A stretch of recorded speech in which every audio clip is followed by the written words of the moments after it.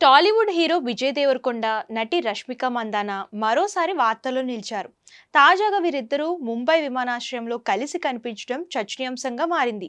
రష్మిక ప్రయాణిస్తున్న కారులోనే విజయ్ కూర్చొని ఉండగా ఫోటోగ్రాఫర్లు ఈ దృశ్యాలను కెమెరాలో బంధించారు.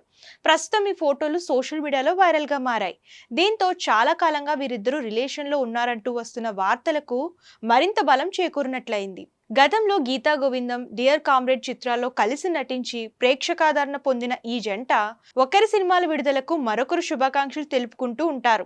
ఈ క్రమంలోనే రష్మిక నటిస్తున్న కుబేర చిత్ర బృందానికి విజయ్ దేవరకొండ శుభాకాంక్షలు తెలుపుతూ సోషల్ మీడియాలో పోస్ట్ చేశారు. దర్శకుడు శేఖర్ కమలాపై ప్రశంసలు కురిపిస్తూ తన అభిమాన తారలు నటిస్తున్న ఈ సినిమా కోసం ఎదురు చూస్తున్నట్లు పేర్కొన్నారు. ప్రస్తుతం విజయ్ కింగ్డమ్ అనే సినిమాతో పాటు రాహుల్ సంకృత్యాన్ దర్శకత్వంలో ఓ పీరియాడికల్ యాక్షన్ థ్రిల్లర్లో నటిస్తున్నారు. ఈ సినిమాలో రష్మిక కథానాయికగా నటించే అవకాశం ఉందని వార్తలు వినిపిస్తున్నాయి.